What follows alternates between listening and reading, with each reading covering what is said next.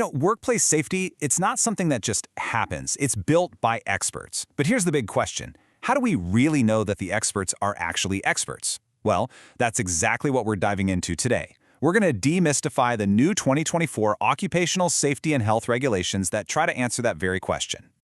I mean, just think about it for a second. A company goes to hire a safety consultant.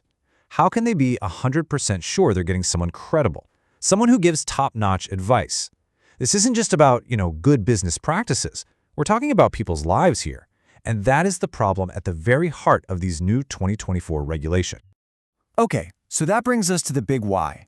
Why even regulate the experts in the first place? It really all comes down to two things: trust and accountability. If you don't have a formal system, a way to check someone's qualifications, you're basically just rolling the dice with safety. And, well, the consequences of that can be pretty serious. Because when you don't verify who's an expert, what you end up with is this patchwork of safety standards all over the place. Some might be great, but others, not so much. And that kind of inconsistency, it's not just messy or inefficient. It puts workers' health and safety directly at risk. It's a huge gamble. So, to fix this, in come the 2024 registration rules.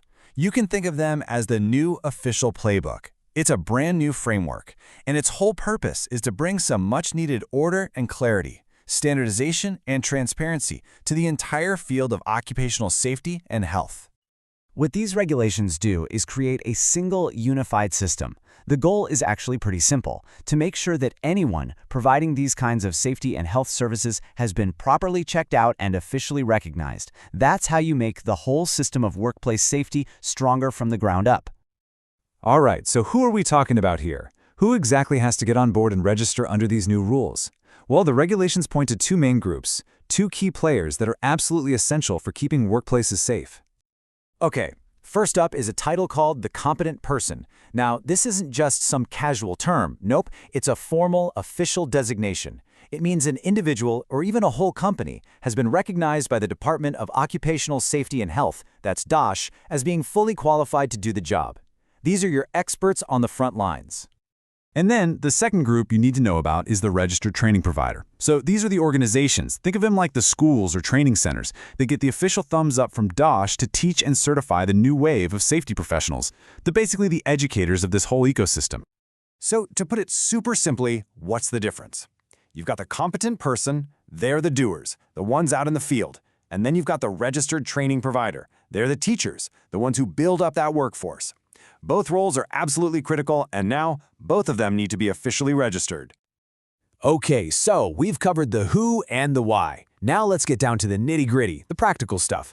How does this whole process actually work? And the big question, what's it going to cost? The whole registration journey is pretty straightforward, really. It's just 5 clear steps. First, you apply. Then your application gets processed. Once you get the green light, the approval, you pay your registration fee. And then to keep your status active, you just have to renew it. It's a really clear path from just being an applicant to becoming a fully certified professional. All right, let's break down the numbers. It's all tiered depending on who's applying. For an individual competent person, you've got a 50 ringgit processing fee and a 200 ringgit registration fee. For a company that's a registered training provider, it's 150 for processing and 1,500 to register. And then for a company registering as a competent person, it's 300 for processing and a big 3,000 to register. And yeah, you can really see the jump here. Look at the difference in the registration fee between an individual versus what an organization pays. It's a big leap, right? The fees are pretty clearly scaled to match the level of responsibility each type of entity has.